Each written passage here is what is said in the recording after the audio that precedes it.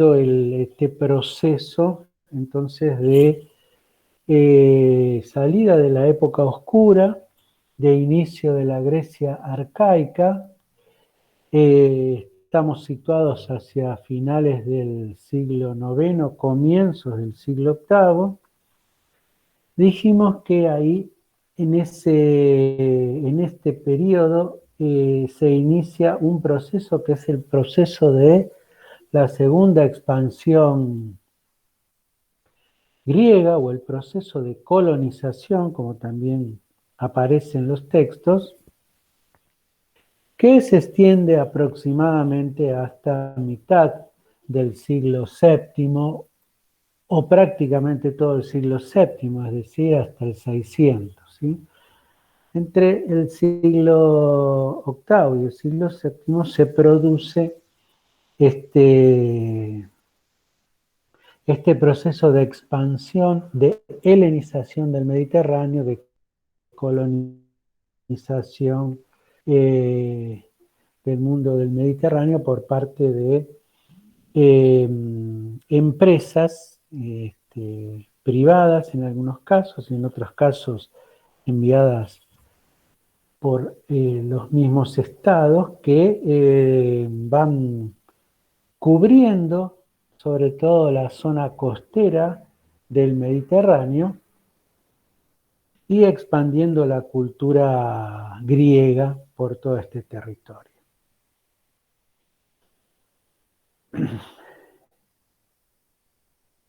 Y acá yo he usado un término que aparece nuevo, digamos, en esta realidad histórica, que es el término Estado. Digo, en algunos casos el Estado es el mismo que impulsa esa expansión a modo de ayudar a la descompresión demográfica que sufre el territorio de la península griega. Y el término Estado, digo, es nuevo porque nosotros habíamos o habíamos nombrado como unidades de organización sociopolítico-económicas durante la época oscura a el oikos. El oikos, hola, buenas tardes Jessica, y buenas tardes a todos los que ingresaron. Ese modelo del oikos era el modelo característico de ese periodo, ¿sí? Y aludía o remitía a el modelo aldeano, ¿sí? Esos espacios de de economía autosuficiente, que producían lo propio, que se complementaban con el intercambio a modo de don y de contradón con otros espacios aldeanos, y que a partir de esa imagen del Basileus, del mundo micénico, había ido construyendo un perfil organizativo o un linaje que presidía esos espacios aldeanos, ¿sí? Bien.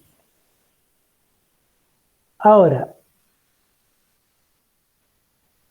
a partir del inicio de la época arcaica, finales de la época oscura, comienzos de la época arcaica, se va viviendo en la península griega un proceso de lento cambio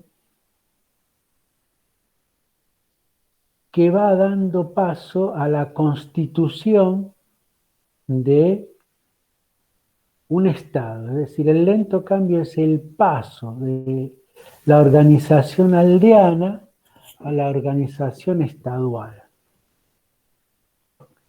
Estos estados, que van a ser propios y característicos del mundo griego, estos estados que son independientes uno de otros. En algunos textos se encontrarán como el término como ciudades-estados,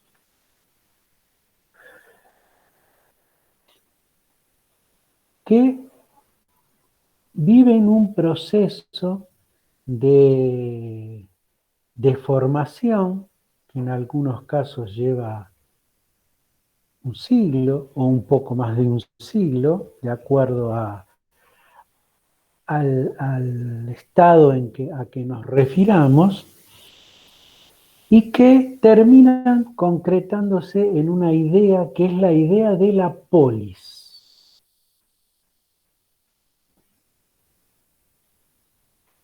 O sea, lo que vamos a encarar ahora y lo que lo que voy a trabajar es este paso del mundo aldeano al mundo de la polis como un estado independiente, como una ciudad-estado.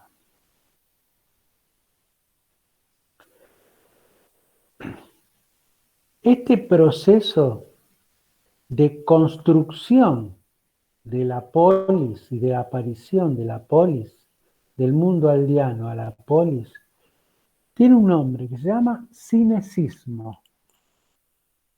A ver, vamos a probar algo. No lo escuché, por eso. Por eso, esperen, pero como hay que escribir varios términos, vamos a ver si puedo compartir con ustedes una pizarra.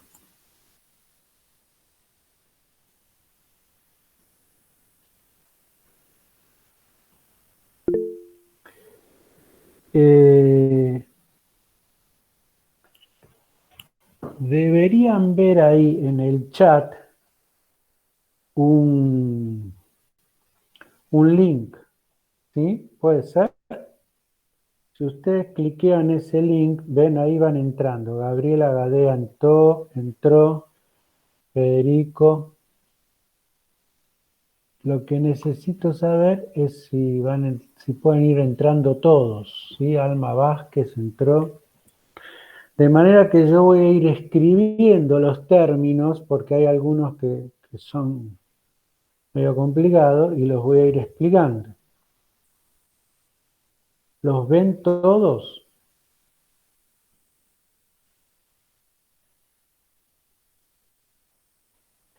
Tengo 6 personas que han entrado.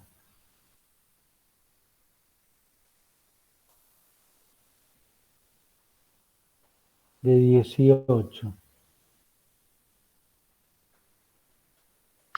Yo no pude, profesor, porque estoy desde el celular y tengo que descargar una aplicación, me pide. Pero no importa, después le digo a los compañeros. Sí, pero 5 de 18 es muy poco. Ese es el problema. La gente Profe, que a no mí me entró... pasa lo mismo. Igual estoy tratando de entrar en la computadora, a ver si me deja.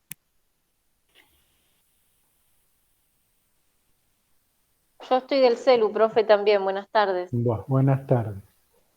Ahí tengo 7 que entraron. Lucía Villamar. 8 con Ivonne Marlene. Ivonne Marlene, que nunca... Jometón. Pero faltarían 9 más o menos. Son 17. Claro, profe, a mí me pasa lo mismo, no me descarga la aplicación. Bueno.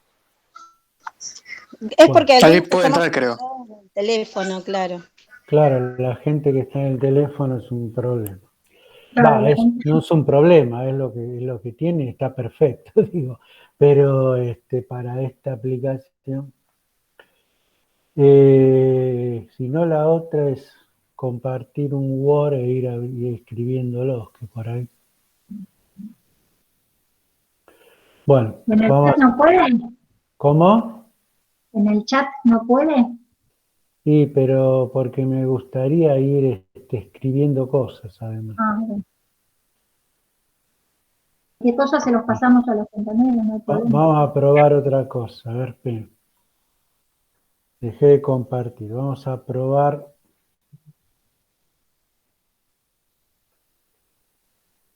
con un Word que tengo acá.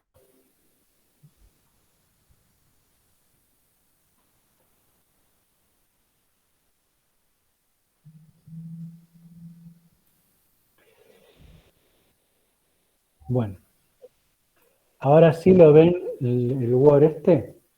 Sí, profe, se ve. Bien, perfecto.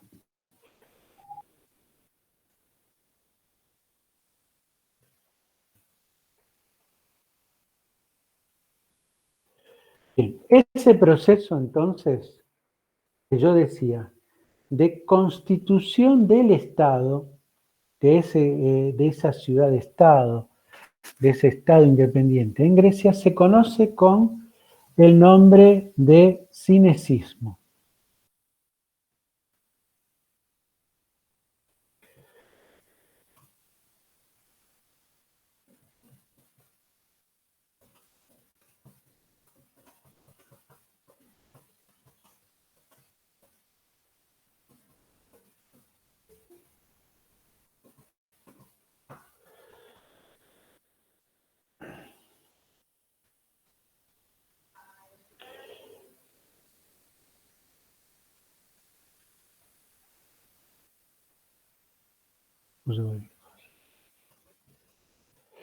Entonces, proceso de constitución del Estado, del paso del mundo aldeano al Estado, ¿sí? ¿Cómo se da este proceso? ¿Sí? Es decir, ¿cómo se constituye ese espacio o ese territorio que es, yo lo voy a ir cortando y lo voy a ir pegando? El territorio que constituye el Estado, ¿sí?, se denomina Jora o Chora, ¿sí?, que es el territorio que constituye el Estado, ¿sí? El territorio que abarca el Estado. Nosotros nos vamos ahora a dedicar a verlo cómo sucedió en Atenas, porque además es el proceso que está más o menos mejor documentado, ¿sí? Entonces, ese Estado está constituido por un territorio, un espacio, que se llama la Jora o la Chora, y un centro que se llama el Asti.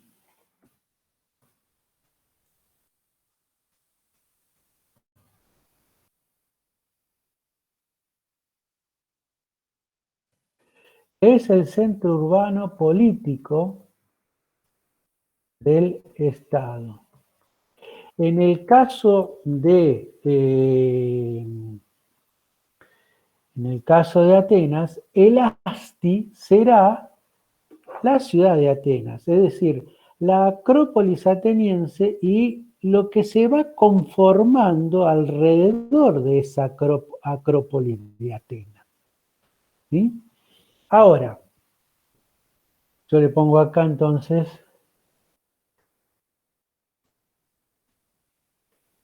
Atenas, ¿sí? Y esto será el Ática, es decir, el territorio que compone el Estado ático, ¿sí?, y cuyo centro político, urbano político, es el Asti. Ahora, ¿cómo se entiende este proceso? ¿Sí? Bien, es un proceso que está transmitido o que nos llega a nosotros a través de fuentes incluso no contemporáneas a este proceso, ¿sí? Las fuentes pueden ser del finales del siglo VII, del siglo VI o del siglo IV, ¿sí? Es decir, no son procesos que fueron, o no son registros que se fueron construyendo en el momento en que este proceso de cinecismo se fue dando. Y además, por otro lado, digo, en este relato que se hace y alusión que se hace a este proceso de cinecismo, hay mucho de relato mítico, ¿sí? De composición mítico-religiosa en la formación del Estado, en este caso del Estado del Ática, ¿sí? Y en la formación de este cinecismo.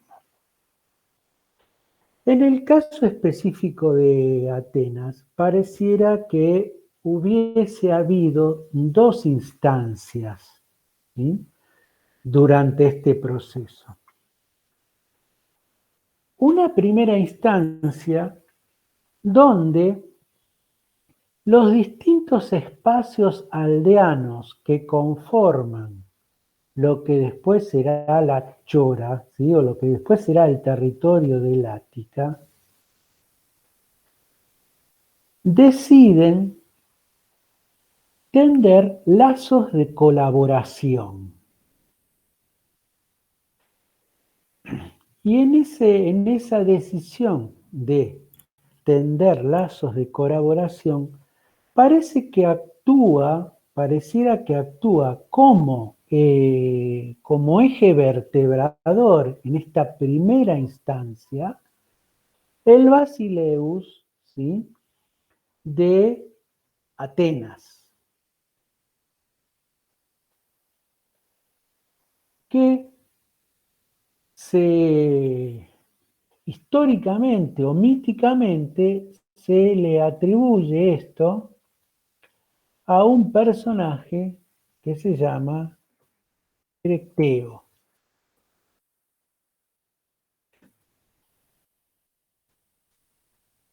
Y que vamos a poner como rey de Atenas.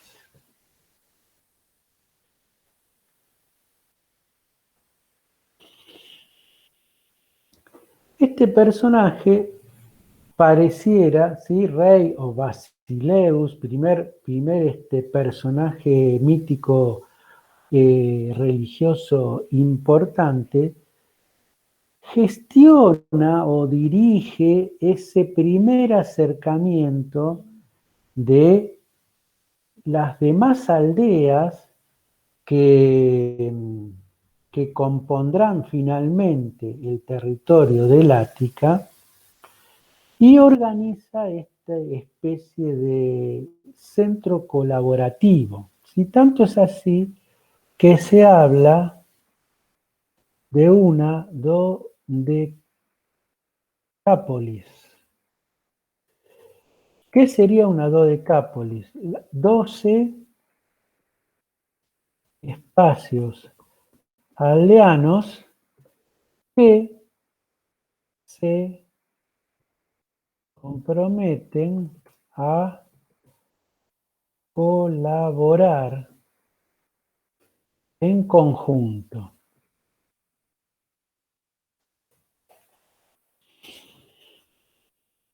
Presididos o centrados por Erecteo o por el rey o por el Basileus ateniense. Y este proceso parece que se fue dando o se hubiese ido dando entre finales del siglo IX y primera mitad del siglo VIII, es decir, aproximadamente entre el 830 y el 750, como para poner un marco temporal a este proceso. Lo importante de esto es destacar que ¿quiénes son los que comprometen esa colaboración o se centran junto a Erecteo en esta idea de colaborar económica y militarmente para defensa de ese territorio? Las distintas aristocracias de cada uno de esos espacios aldeanos. ¿Sí? Es decir, las aristocracias de esas dodecápolis entre las cuales está Atenas también, son las que llevan adelante este proceso que conocemos como cinecismo. O sea, es un acuerdo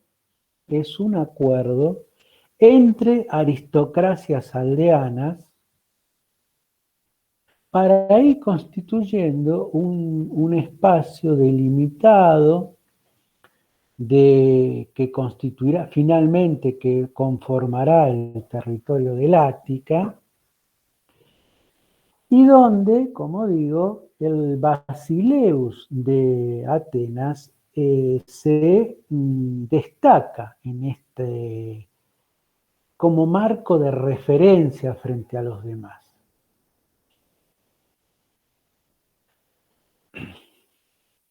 Pero aparentemente, en este proceso de conformación del Estado, ¿sí? Acá aparecía el término polis, lo tendría que poner acá, más arriba.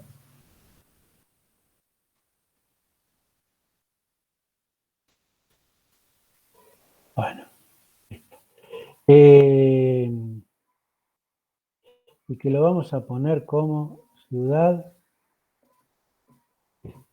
¿sí? La polis. Ahora vamos a hacer alguna referencia más, pero en principio hablamos de la conformación de la ciudad-estado. Aparentemente hay una segunda etapa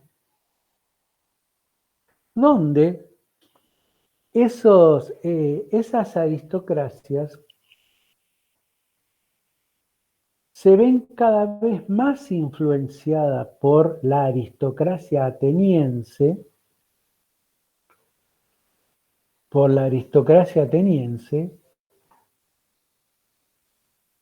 y finalmente deciden conformar un Estado unificado con un centro urbano político, con un asti, que es Atenas, ¿sí? Esa segunda instancia, donde los textos hablan incluso de un juramento de compromiso colaborativo y de cierta dependencia de Atenas, se lo atribuyen a Teseo. Este sería entonces quien lleva adelante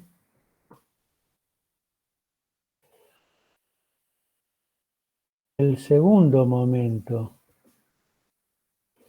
del proceso de cinecismo.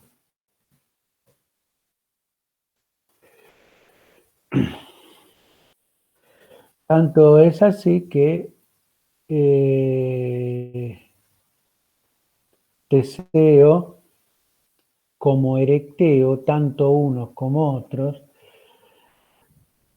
tienen reservado un espacio o un templo, que es este que figura acá, el término no lo vamos a poner, orkomoizón, ¿sí?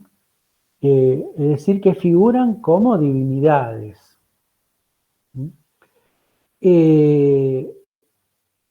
Evidentemente, tanto Erecteo como Teseo son figuras míticas, ¿sí? Pero sintetizan la acción de este sector de la aristocracia ateniense que consigue sobreponer su poder por sobre las otras aristocracias que en este segundo momento, ¿sí?, hacen un juramento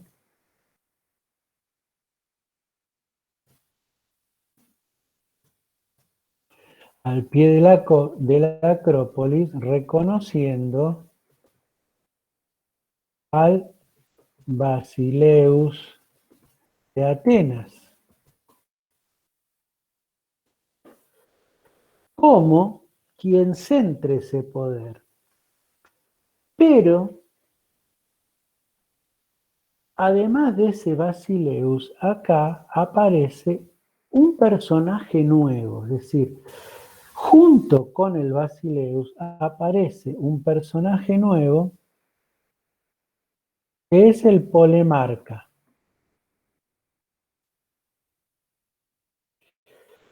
Y el Polemarca sería el encargado de los ejércitos.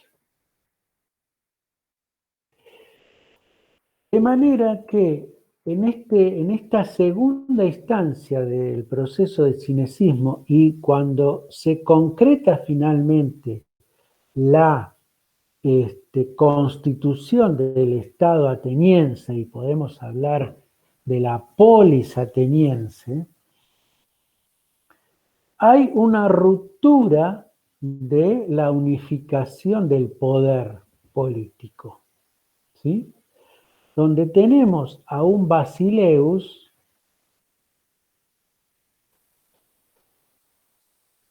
pero además existe ahora una nueva figura con poder también, que es el Polemarca.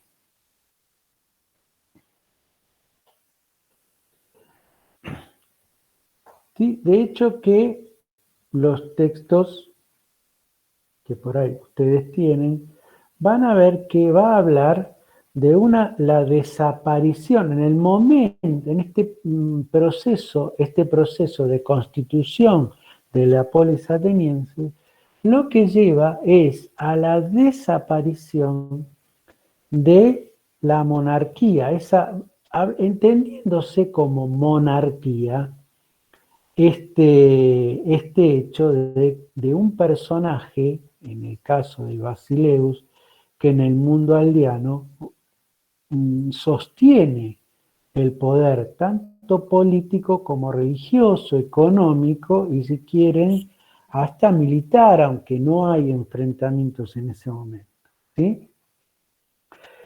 Pero bueno, la concreción del Estado ateniense lleva aparejado la desaparición de la concentración del poder, encontrando que ese poder está en manos, en principio, de un Basileus y de un Polemarca, que es el encargado del ejército, pero rápidamente aparece otro personaje que se conoce como epónimo.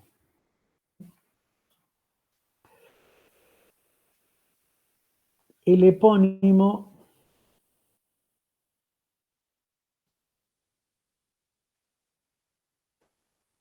da el nombre al año. Y explico esto, que es, cuando solo teníamos al Basileus, el cargo era vitalicio. En el momento en que aparece el Polemarca, tanto el cargo de Basileus como el cargo de Polemarca pasan a ser ejercidos por 10 años. Cuando aparece el epónimo, cada uno de los cargos son anuales, ¿sí? Y da el nombre al año, quiere decir que se nombraba de esta forma, supongamos, vamos a poner un nombre, que el epónimo fuese Zenón, ¿sí? En el año de Zenón como epónimo, y entonces se hacía referencia a algo que había pasado. De manera que el epónimo tiene importancia y su importancia va a ser cada vez más creciente porque va a ir acumulando el poder político. Y el polemarca va a ir quedándose con el poder militar, remitiéndose al basileus el poder religioso. Con lo cual, esos tres poderes que estaban centrados en uno, y al que nosotros decimos poder de monarca, ¿sí? Ahora aparece, ya para finales del siglo VIII, comienzo del siglo VI, repartido en estos tres personajes: Basileus, Polemarca y Epónimo.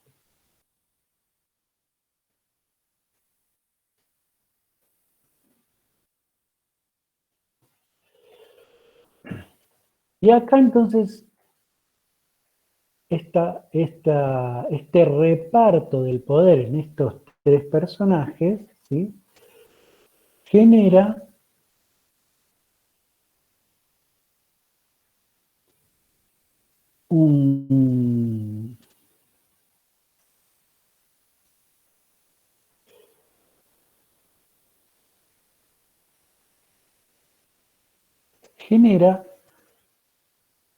una instancia institucional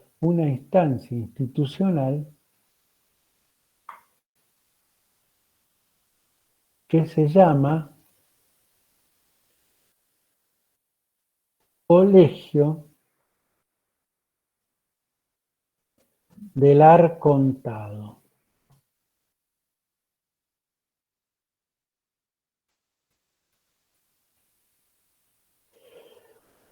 ¿Qué es el Colegio del Arcontado, entonces? ¿Por qué se llama Colegio del Arcontado? Porque es una institución de varios miembros. El término colegio quiere decir eso, institución de varios miembros, ¿sí? Tenemos un arconte polemarca, un arconte epónimo y un arconte basileus. Para finales del siglo octavo, comienzos del siglo VII, Atenas, la polis ateniense, está desde el punto de vista político organizado de esta forma, con un poder repartido entre estos tres arcontes: el polemarca, el epónimo y el basileus. Pero además funciona otra institución que se llama la Boulé. Es un consejo de 300 miembros.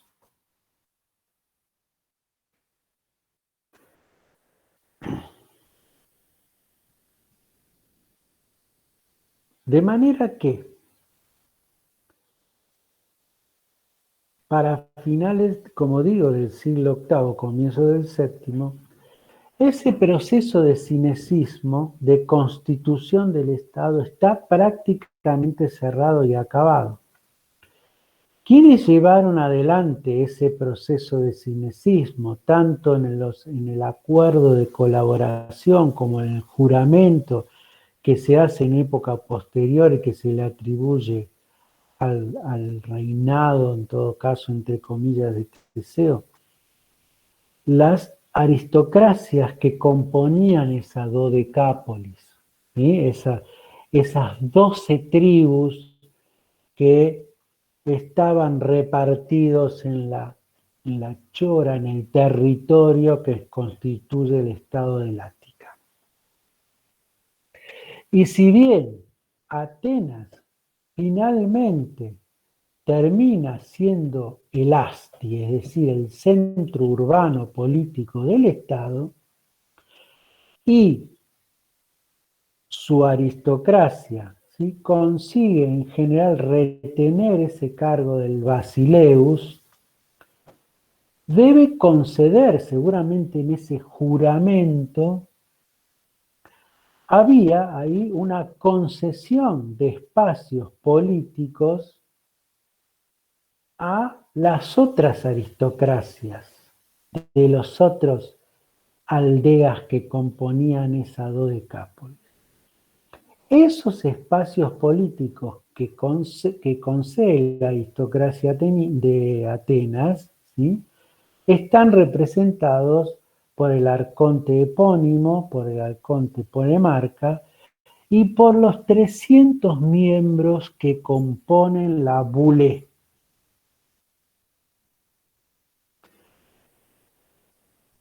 Con lo cual, ¿sí?, podemos decir que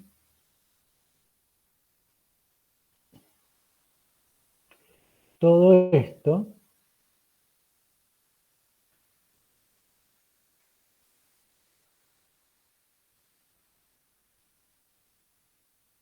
esta estructura, ¿sí?, nos muestra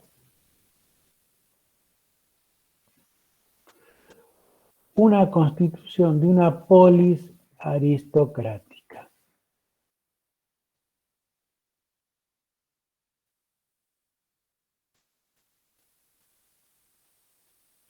Es decir, ¿cómo nace Atenas como Estado, como ciudad-estado, como territorio unificado? Con un modelo aristocrático, en el sentido de que las aristocracias locales son las que participan en el ejercicio político y en la conducción política de ese territorio.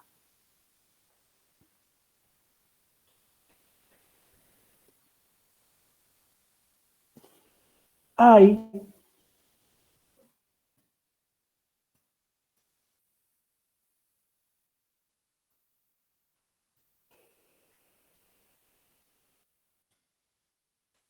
una institución más que se llama la eclesía.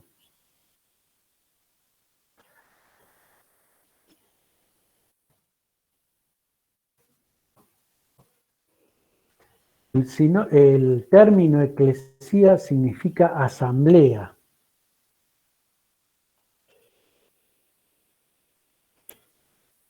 Este término de eclesía pervive en el mundo occidental hasta el día de hoy, modificado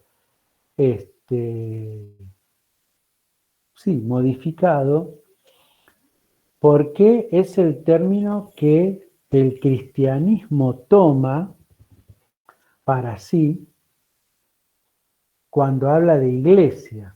La iglesia, para nosotros, iglesia también significa construcción edilicia, ¿sí? Templo, sinónimo de templo, pero para la fe católica, todos los que profesan la fe católica son iglesia, son parte de ese componente que es la asamblea de todos los creyentes. Este término eclesía nace en Grecia y representa la asamblea. ¿Quiénes son? El conjunto de todos los ciudadanos.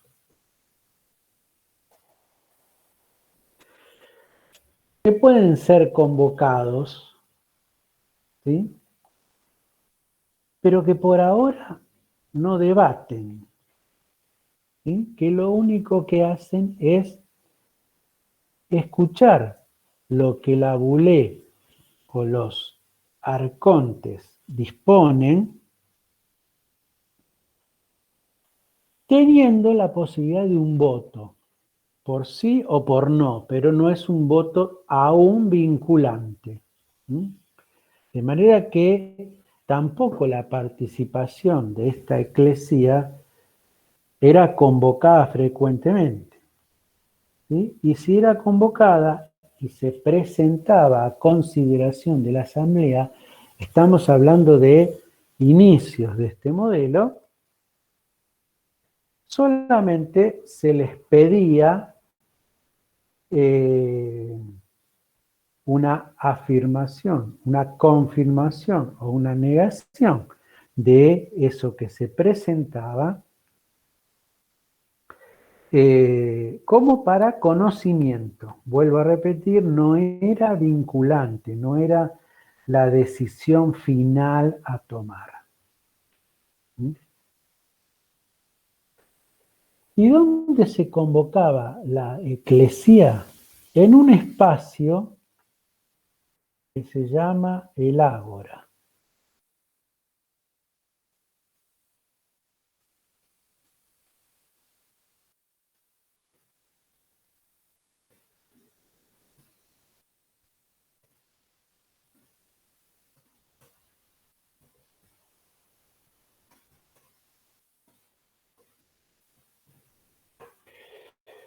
El ágora era el centro de reunión de la iglesia, pero además era un mercado, el lugar de intercambio. El lugar de intercambio en principio de mercaderías. El lugar que centraba la producción de los distintos territorios o espacios que componían el Estado, en este caso el Estado ático, se centraba en ese lugar, ¿sí? Y ahí aparece el intercambio de productos. ¿Sí? El ágora estaba al pie de la Acrópolis. Y era el lugar donde se convocaba, cuando se decidía convocar, a la eclesía. Lo fantástico que empieza a suceder acá es que ese lugar de intercambio de mercadería, de intercambio económico, también empieza a generar intercambio de ideas.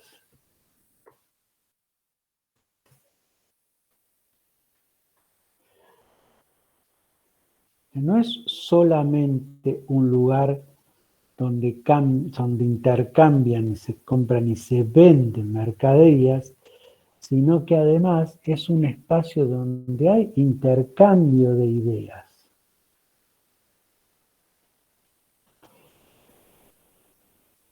Y dice un autor que ustedes tienen, que se llama Bernal, que entonces en el ágora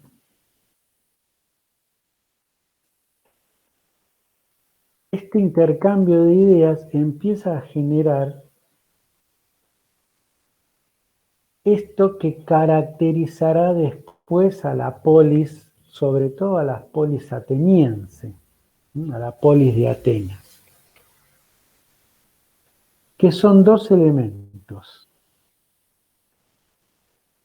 La primacía de la palabra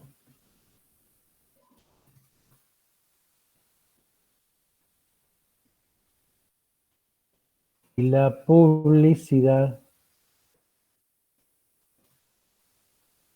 de los actos.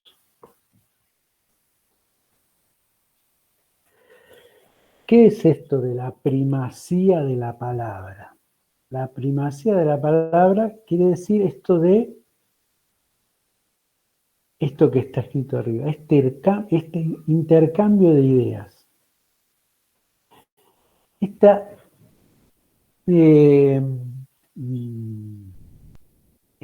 poder que puede tener el convencer al otro.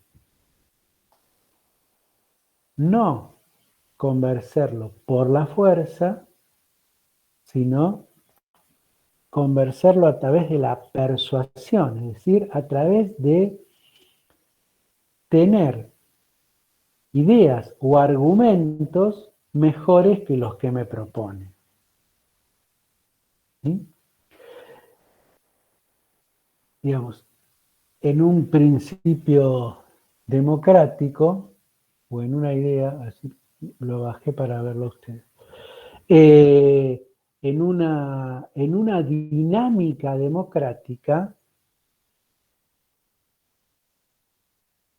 un planteo básico es la idea del convencer al otro con las ideas que yo tengo, pero el convencimiento no es el convencimiento a través de la fuerza, sino a través de la argumentación. Cuando uno habla se empiezan a producir intercambio de ideas, se empieza a producir esto.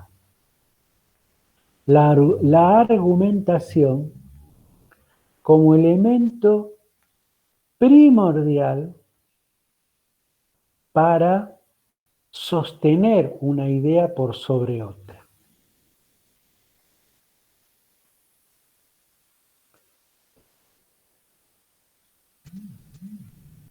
Incluso esto, según Vernon,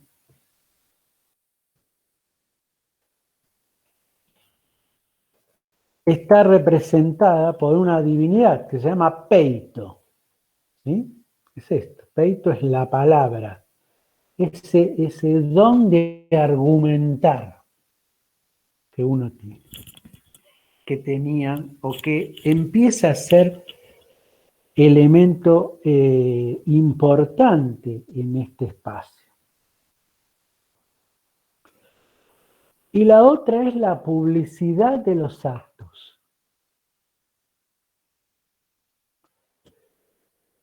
Y me remito acá a aquello que habíamos hecho referencia más de una vez. ¿Recuerdan cuando hablamos del Salón del Trono en el mundo minoico y micénico? En ese espacio donde el rey, junto con miembros de su nobleza, ¿sí?, entre comillas, se encerraba, se centraba, se ubicaba y tomaba decisiones.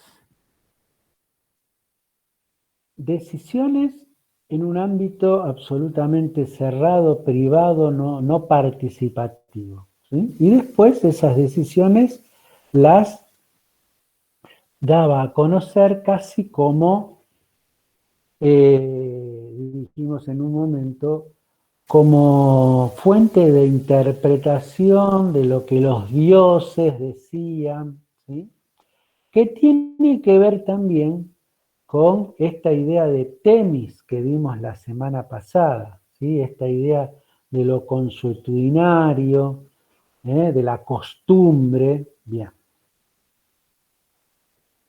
Es decir, esos actos de decisión de quienes tenían la responsabilidad de decidir o que se adjudicaban esta responsabilidad no eran conocidos. Era conocida la decisión, pero no el proceso de decisión.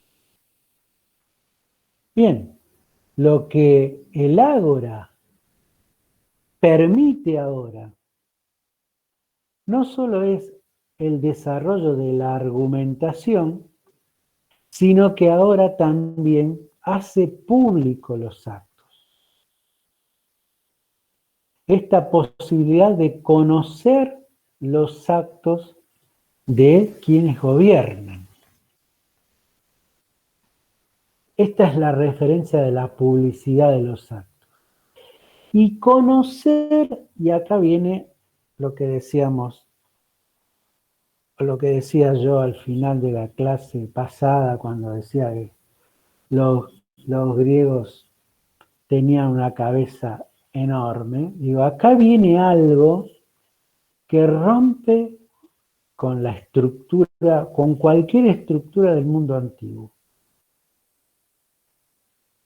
que es la publicidad de los actos y el conocimiento de los actos de quien gobierna, rompe con la presencia de lo divino en el acto político.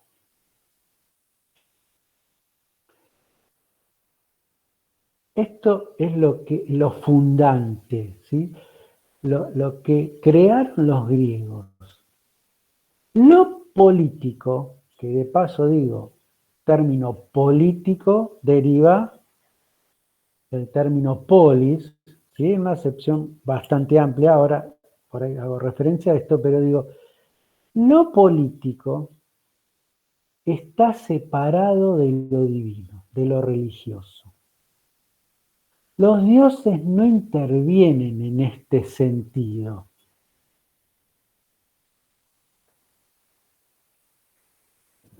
Lo político es responsabilidad de los hombres.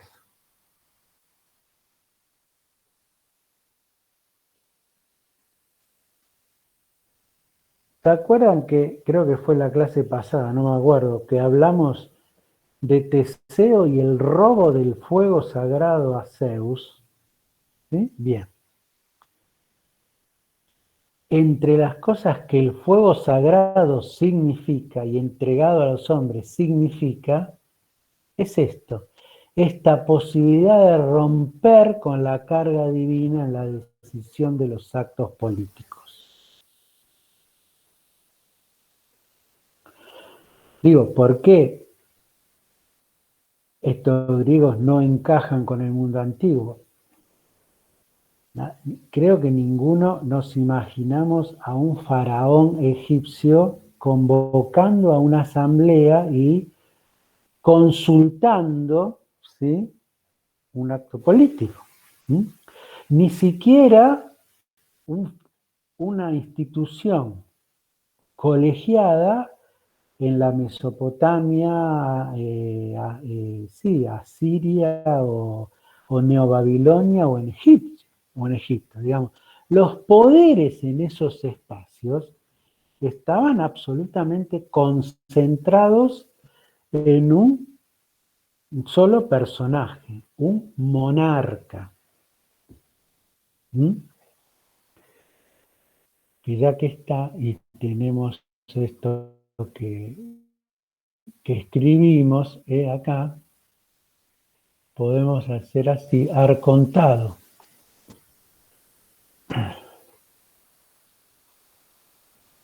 Porque creo que no lo dije. Arcontado viene de arqué. Y arqué quiere decir poder en griego. Quiere decir origen y quiere decir poder en griego. Por eso, monarquía quiere decir, mono es uno en griego, ¿sí? Quiere decir poder de uno. Porque el término arqué es poder.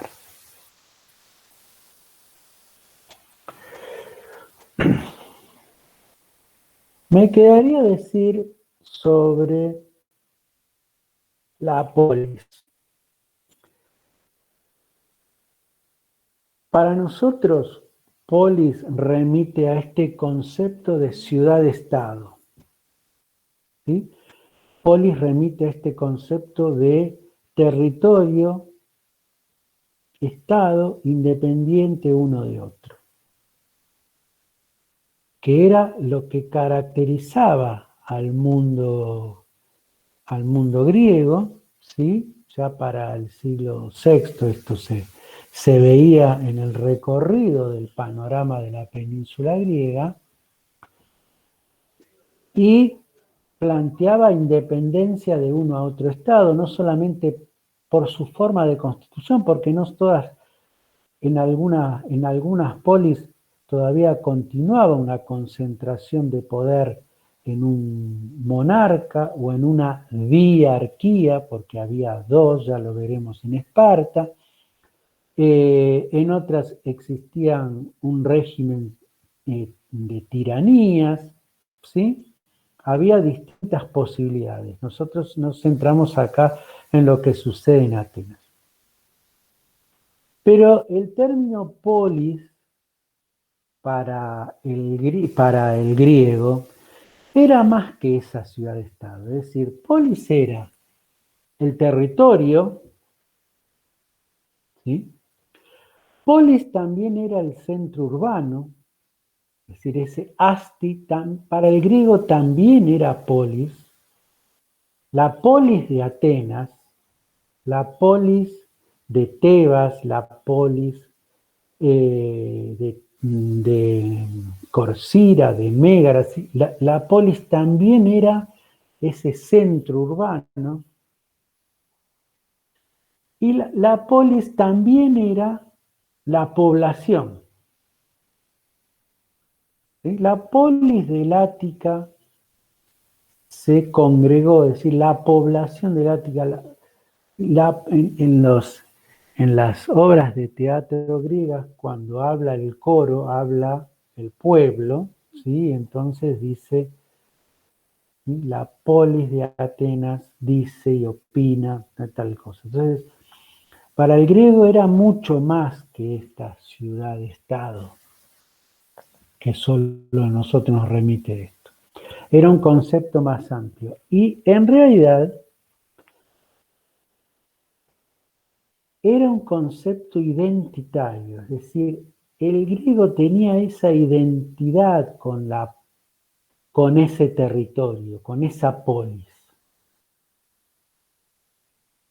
Era un concepto que le daba pertenencia.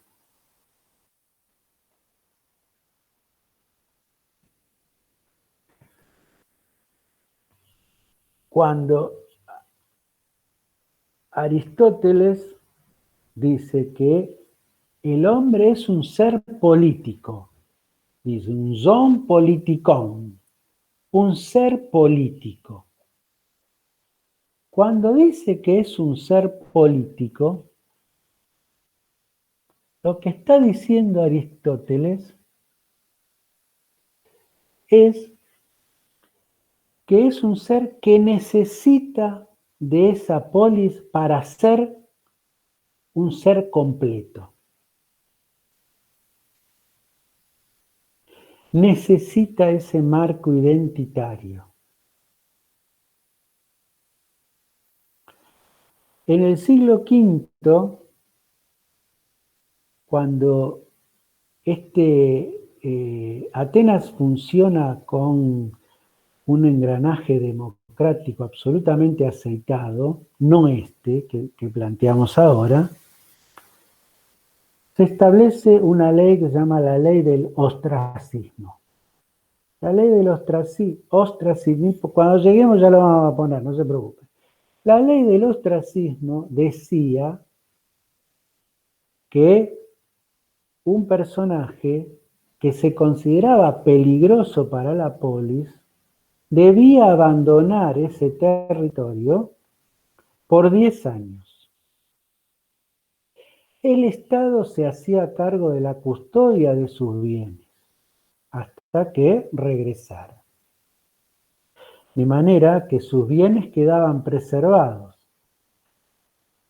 El problema de la ley del personaje al que se le aplicaba el ostracismo no era perder sus bienes, era perder su marco referencial, es decir, era perder durante 10 años poder vivir en la polis, poder vivir en su polis.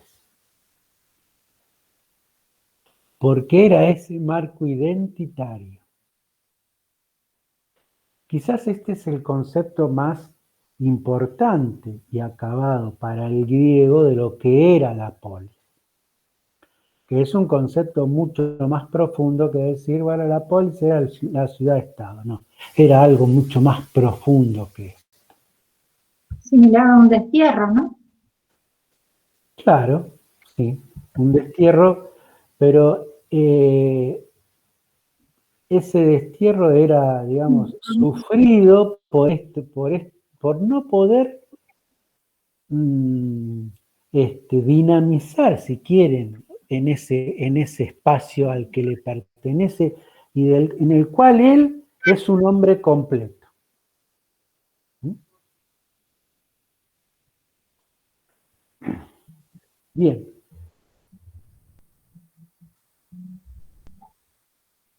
Yo preferí darle este proceso de conformación de la polis, se lo prefiero dar eso porque ustedes lo van a leer en algún texto que no lo toca tan profundamente, porque los textos a los cuales yo les podría pasar realmente son bastante complicados porque se meten con cuestiones que no hacen a la finalidad de la cátedra. De manera que ustedes este tema prepárenlo con la clase y con lo que fueron anotando, ¿sí? Profe, ¿y en qué texto lo ubicamos? Como para tener una idea también. Mirá, ahí tenés el texto de Bernó, está. En el texto de Bernó está, Gracias. seguro. Y no me acuerdo si en el texto de Moses, si ya se los pasé. Tengo que revisar cuáles son los textos que les pasé. ¿Sí? Bárbaro. Bien. Seguimos un poquito más. Si ustedes quieren, después yo este Word que generé se los paso, como para que también lo tengan, qué sé yo. Si les Sí, sirve de puede ayuda, pasarlo, profesor. más allá de lo que ustedes fueron anotando, yo se los puedo pasar. Vale. ¿Sí? Bien. Entonces, tenemos que Atenas nace como una polis aristocrática, ¿sí? Es decir, esas aristocracias cierran toda la dinámica política y la participación política en ellos, ¿sí? Se aseguran el poder político, pero no solo eso, sino que además concentran el poder económico a través de la concentración de la tierra. Es decir, esas aristocracias, en ese proceso de cinecismo, también van concentrando poder económico porque se van quedando con la mayor cantidad de tierras y con las mejores tierras. ¿Mm?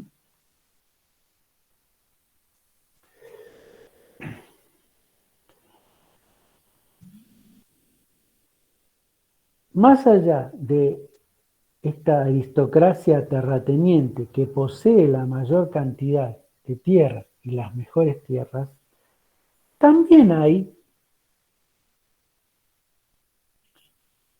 pequeños campesinos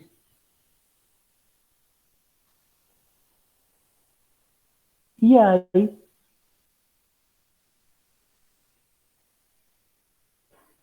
personas que no poseen tierra o poseen una cantidad mínima de tierra que no les permite ni siquiera lo que producir para su propio sustento y que tienen necesidad de trabajar en los campos de la aristocracia. ¿Sí?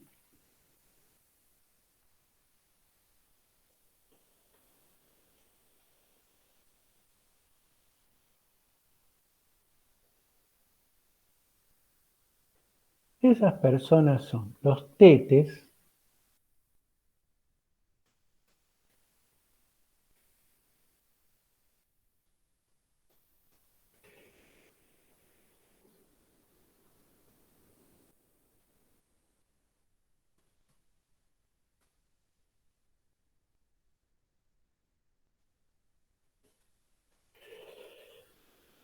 no tienen tierra o tienen pequeñísima cantidad y trabajan como mano de obra rural.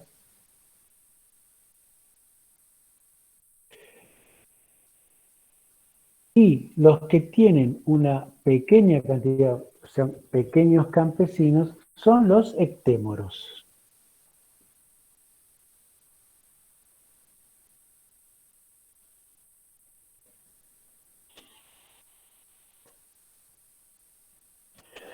Ahora, estos pequeños campesinos dependen muchísimo de las posibilidades que le dé esa pequeña parcela de tierra que tienen y de las incluso hasta posibilidades climáticas que presenta el territorio para su producción. La mayoría de las veces estos ectémoros, estos pequeños campesinos, no llegan a producir todo lo que necesitan. O no pueden reponer los granos que necesitan para poder volver a cultivar esa tierra. De manera que tienen que terminar pidiendo en préstamos a los dueños de la tierra, es decir, a la aristocracia. Profesor, perdón que Sí. lo interrumpa. ¿Sí? ¿Esto Todo se lo que debe, quieras. ¿Esto se debe a la carga tributaria o se debe a una cantidad de sequías e inundaciones? El proceso este. Está bien tu pregunta, está perfecta. A ambas cosas, ¿sí? No solo a la carga tributaria, sino también a algunos procesos de sequía o de sequía o de poca producción, ¿sí? Porque no solamente hay sequía, puede haber alguna plaga o algo que le arruine el cultivo a estos pequeños campesinos. De manera que para reponer, y en general, el endeudamiento en que caían estos ectémoros era generalmente en granos, porque todavía para este periodo, siglo VIII, comienzo del siglo VI, no existe la moneda, ¿sí? De manera que, en general, la deuda se resume a deuda de granos, que hay que reponer. Una deuda que hay que pagar y con intereses. Y que, por supuesto, la mayoría de los ectémoros no va a poder hacer. No puede sostener el pago de esa deuda.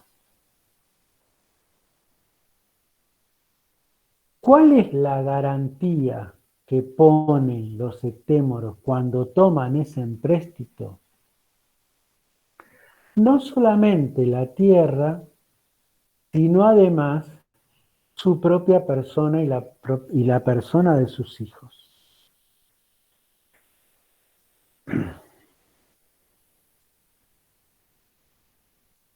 ¿Y qué se comprometen a dar? Y entonces acá está bastante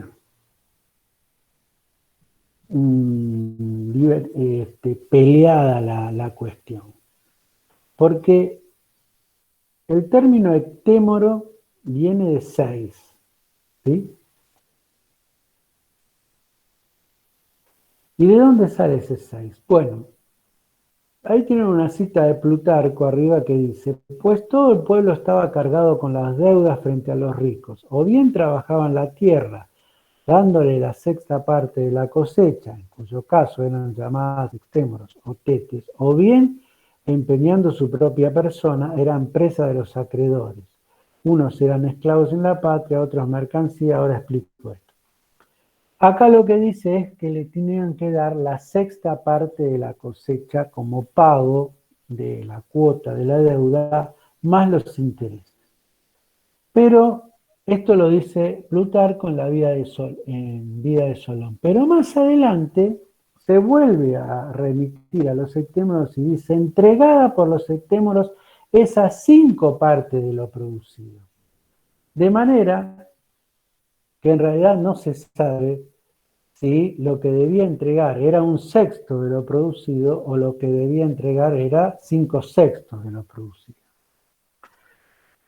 Es muy probable que haya sido los 5 sextos, con lo cual, con ese sexto que le queda, no puede terminar de proveerse para él, no puede finalmente pagar esa deuda y, como dice acá, quedan presas o esclavos de los acreedores, ¿sí? Es decir, de quienes le deben, que son los ricos, esa aristocracia.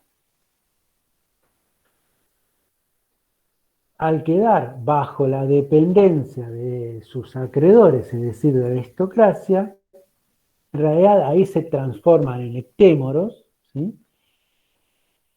Puede suceder dos cosas: que trabajen en las tierras que eran de ellos y que ahora pasaron a ser de sus acreedores, ¿sí?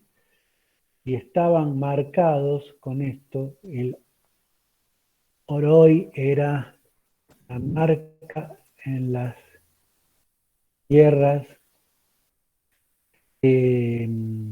endeudadas.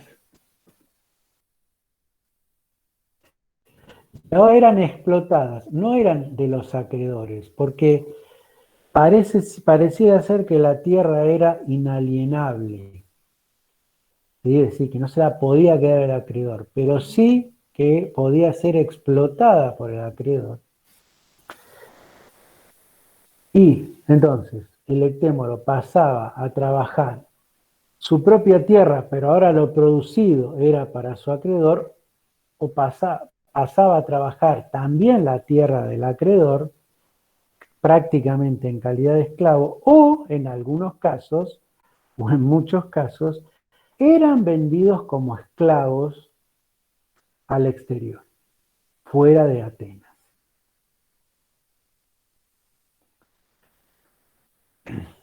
De manera que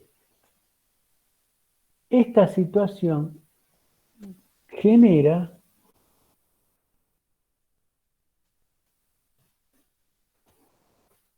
el inicio de lo que es la esclavitud por deudas. Estos hectémoros pasan a ser esclavos por deudas.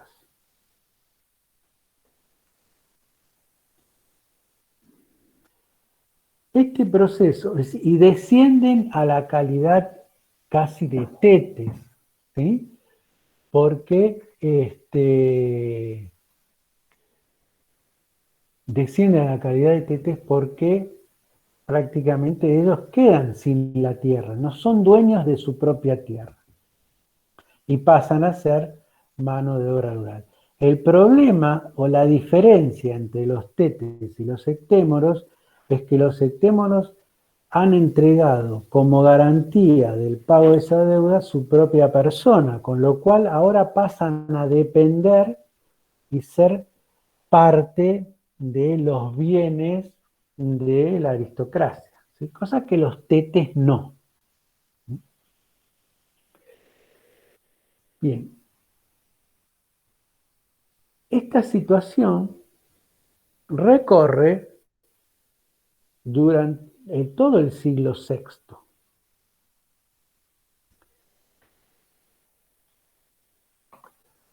¿Sí? Con lo cual, este proceso de endeudamiento y de esclavitud por deudas de gran parte de la población, de acumulación de tierras y de productos por parte de la aristocracia y de acumulación de esclavos por deudas por parte de la aristocracia, comienza a generar todo un proceso de desestabilización social. ¿Mm? Lo que los griegos conocían como stasis.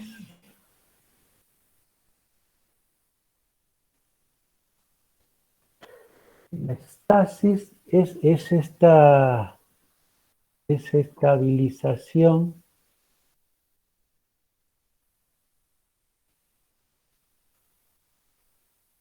o crisis social.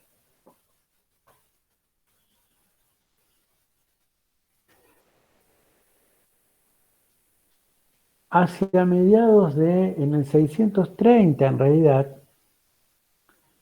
hay un arconte que se llama Dracón, que decide, frente a esta crisis social y esta desestabilización, objetivar la ley, es decir, establecer un código y que ese código sea conocido por todos, de manera que las medidas que se tomen, ¿sí? Las medidas que los jueces tomen, sean medidas que sean conocidas por todos. Y aparece la primera codificación escrita en el espacio ateniense. Es es el código draconiano. Era un código muy, muy duro, ¿sí? Que establecía leyes muy fuertes, pero que tiene como logro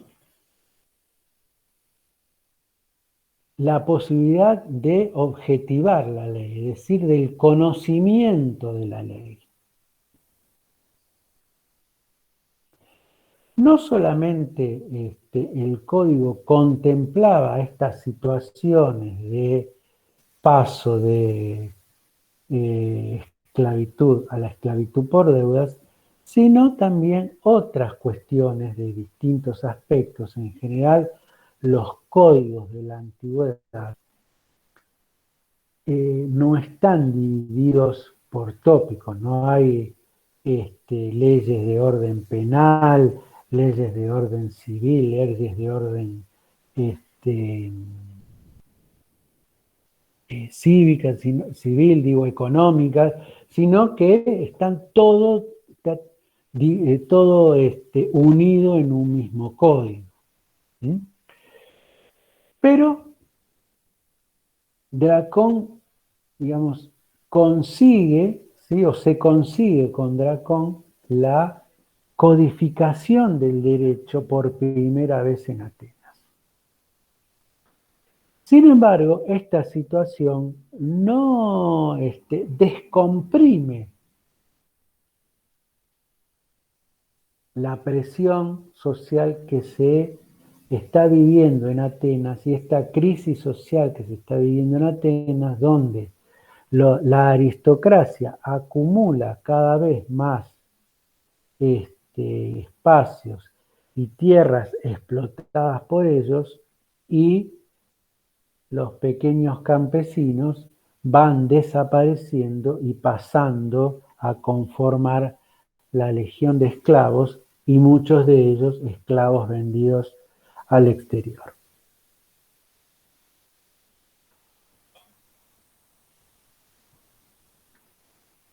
Al inicio del siglo VI, en el 594, asume como arconte, o es elegido como arconte, un personaje que se llama Solón. Solón pertenece a una de las familias aristocráticas más reconocidas dentro de Atenas. Sin embargo, entiende Solón que se debe establecer algún tipo de reforma que aplaque esta crisis social, porque entiende de que de continuar de esta forma va a estallar directamente una guerra civil dentro del mundo ateniense. ¿Sí? Solón ve que de continuar con esta situación, se va a caer en una guerra civil. Y entonces Solón lleva adelante una reforma de orden económico y de orden político.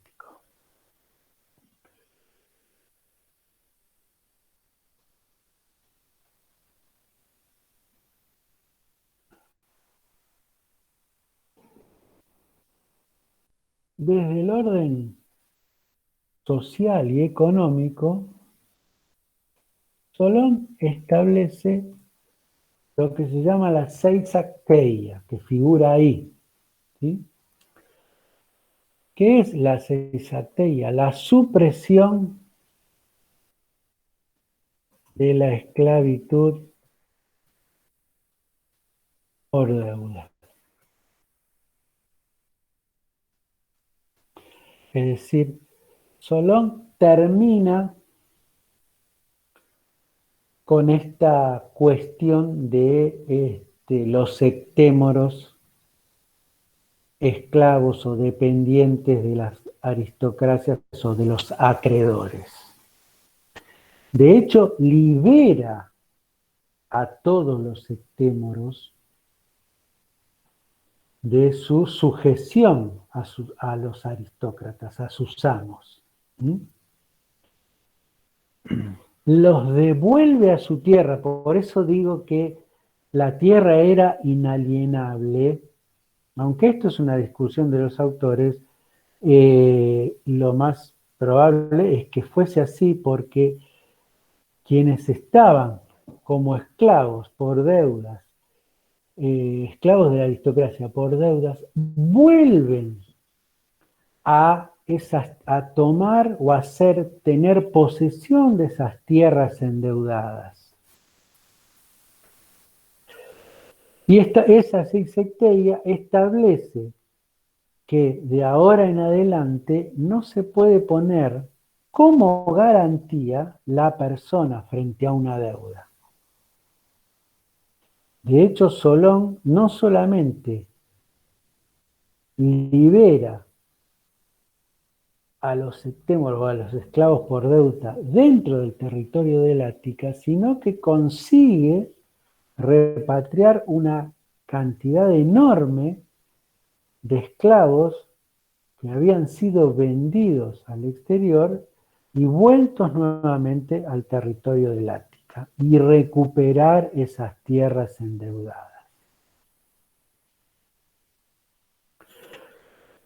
Pareciera que en este aspecto está actuando en contra de los intereses de la aristocracia. De hecho, está actuando en contra de los intereses de la aristocracia. ¿Sí? Entiéndase bien, no suprime la deuda. No suprime la deuda continúa, pero no se puede pagar con la persona, ¿sí? Con la propia persona y la de los hijos, ¿sí? La deuda no va a ser suprimida, pero habrá otros canales para pagar, u otras formas de pagar esa deuda. Pero además, Solón había visto que este paso y esta pérdida de estos pequeños campesinos, de su libertad y del paso a la esclavitud, generaba un problema de tipo militar. ¿Por qué? ¿Cómo se conformaba el ejército ateniense o el ejército en su mayoría de cualquier polis griega o estado griego?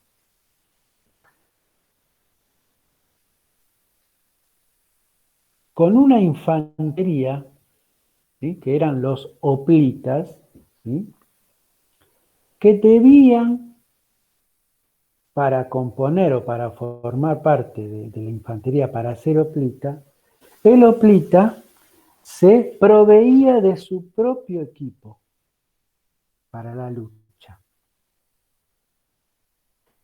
Y en general, estos que podían proveerse de su propio equipo para la lucha eran el campesinado medio. Campesinado medio que estaba desapareciendo prácticamente. De manera que Atenas no tenía o no iba a contar con un cuerpo de hoplitas o de infantes, ¿sí?, para la conformación de su ejército, porque no iba a tener gente que pudiera proveerse de su propio equipamiento. ¿Mm? Con lo cual, la vuelta a esa mano de obra esclava, la liberación de esa mano de obra esclava y la vuelta a esas tierras endeudadas y a la producción de esas tierras endeudadas, por un lado. Y por otro lado, estimula la producción el trabajo artesanal, ¿sí?, porque también los artesanos pueden finalmente entonces poder proveerse su propio equipo también, con sus ganancias, igual que los pequeños campesinos. Esto lleva a que Atenas pueda recuperar una conformación del ejército completo. ¿Sí? Ahora, digo, en esto está beneficiando a las clases más pobres, ¿sí?, a quienes no tienen, quienes no son aristócratas. Como para poder compensar lo que le quita a la aristocracia, para poder tener un equilibrio entre atender los intereses de la no aristocracia y atender los intereses de la aristocracia, establece una reforma social que tiene repercusión en lo político. Va a dividir a toda la sociedad ateniense, a todos los ciudadanos libres atenienses,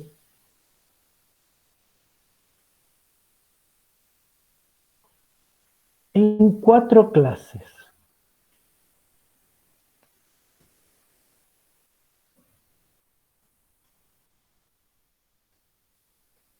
La clase de los más ricos es esta que tiene este nombre tan largo, que son los pentacosio-medimnos.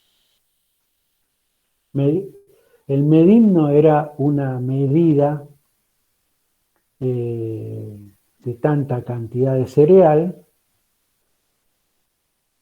y quienes podían obtener 500 de esas medidas anuales, de ahí viene el tema de penta, ¿sí?, estaba dentro de los más ricos, ¿sí? Los pentacomcios medimnos entonces eran los más ricos, eran miembros de la aristocracia rural.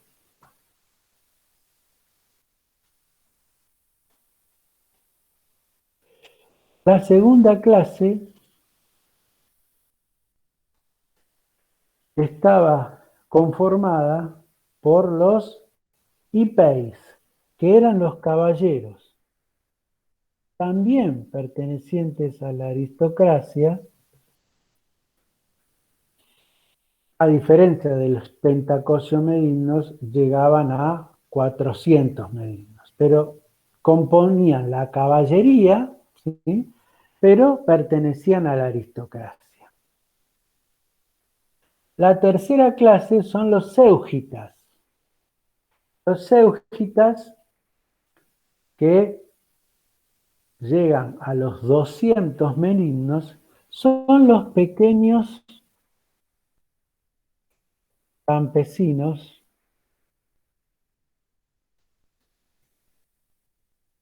y artesanos.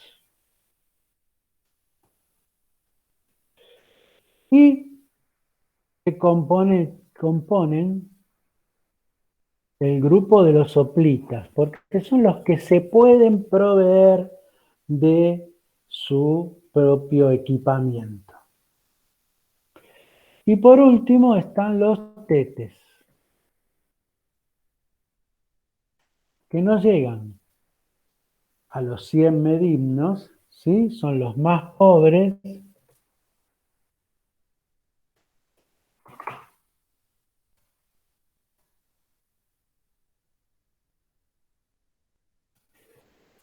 Y no componen el ejército.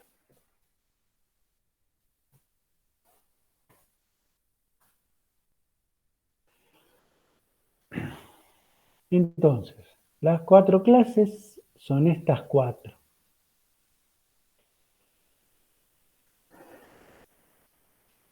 Los más ricos, pentacosiomedimnos, aristocracia, los caballeros, los séugitas, que son los pequeños campesinos y artesanos que ahora son hoplitas o pueden equiparse, y los tetes. Pero además le da una relación de pertenencia a la clase con posibilidad de participar en esta estructura que nosotros vimos acá del Estado ateniense. Los pentacosiomedimnos pueden formar o integrar el arcontado y la boulé. Los hipeis también pueden conformar el arcontado y la boulé.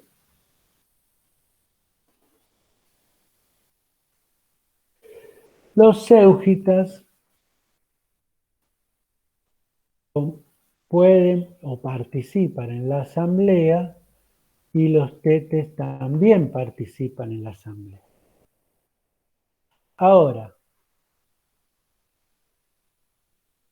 vemos que para no desequilibrar y no ponerse a la aristocracia en contra, ¿qué hace? La participación de los dos espacios colegiados, tanto el arcontado como el grupo de la boulé, que ahora lo digo, lleva 400, queda remitido a los más ricos. No rompe con el modelo aristocrático, ¿sí?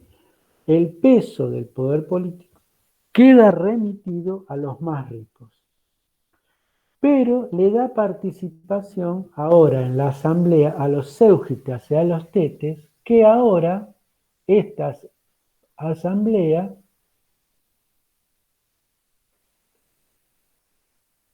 tiene como fundamental elemento para destacar la discusión.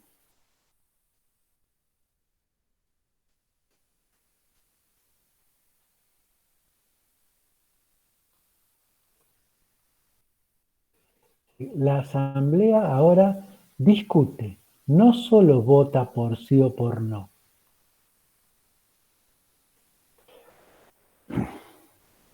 Lo cual, para los griegos, Solón se convierte en lo que ellos llamaban el padre de la democracia. ¿Sí? Parece nuestro Alfonsín. Es el padre de la democracia. ¿Sí? ¿Por qué? Porque si bien Solón remite o sostiene el poder de la aristocracia para los cargos colegiados, tanto del arcontado como de la boulé, amplía el modo de participación de la asamblea, es decir, amplía ese estado asambleario, ¿sí? El campesino ingresa a la política a partir de la discusión a partir de la participación y de la decisión en el rol, en el juego político a través de la asamblea.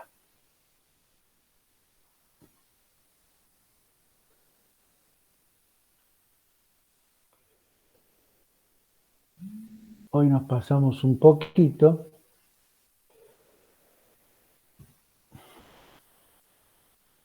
Bien, y con esto, acá estamos comienzo del siglo VI, ¿sí? Con este camino hacia el modelo democrático,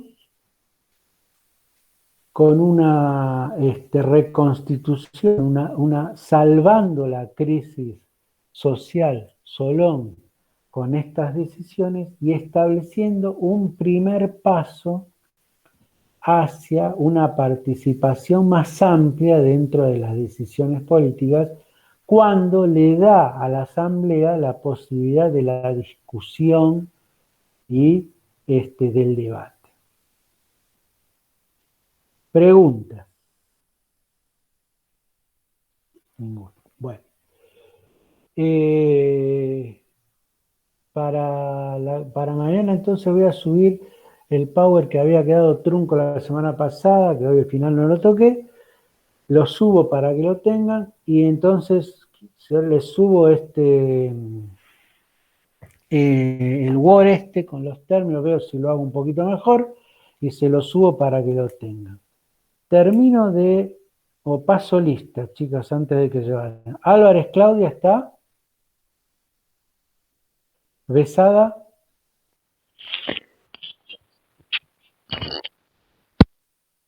No. Calderón sí, Cipulio sí, Cordeiro no. Díaz Silvia.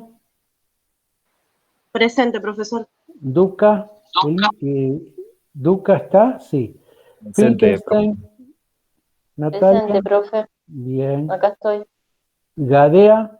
Presente. Bien. Galeto. Godoy.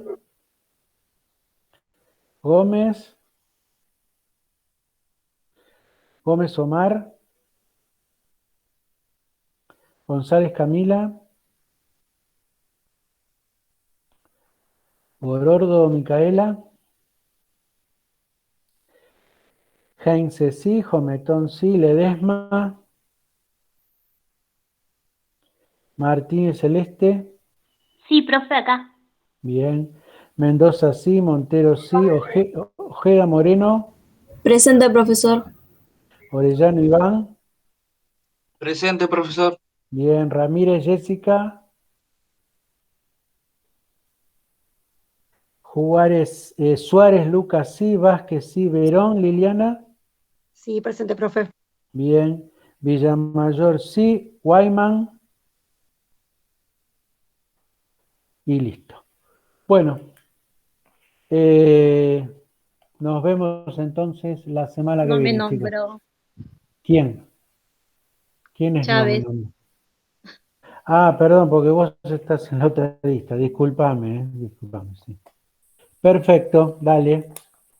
Nos Listo. vemos, profe. Nos vemos la Gracias, semana que profe. viene. Buena Chicos. clase. Chao, chao, chao, chao, chao. Saludos. Chao. Chao. Hasta la próxima. Muchas gracias.